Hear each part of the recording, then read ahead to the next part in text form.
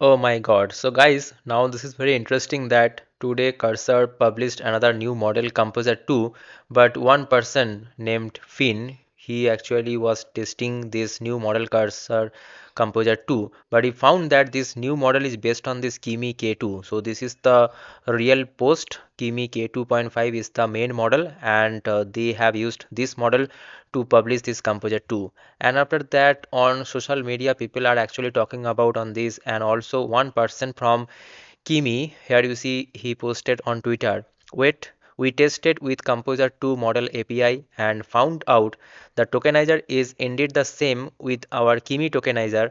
We can almost confirm this is our model. Post trend further, we are shocked that Cursor did not respect our license, nor did they pay us any fees. Why? Now, after some time, this tweet also got deleted from Twitter, but some people actually have taken that screenshot and they are posting it on social media. So this is now very clear that Cursor is doing the wrong thing, because if they are taking this Kimi K2.5 model for training their new model for fine tuning that, so they should at least give the actual license to the parent model Kimi K2.5, which they did not do. And also they have shared that their model Composer 2 actually performing like the GPT-4 and GPT 5.4 medium to low in this middle portion, and it is beating this Opus 4.6 based on this performance versus cost. And also they are saying that it is the best frontier level at coding, and also the price is very less.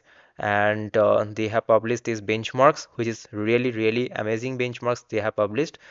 All are good, but the thing is that these kind of messages that is got published on social media, that this model is based on the Kimi K2.5, so people are actually not taking it in a right way.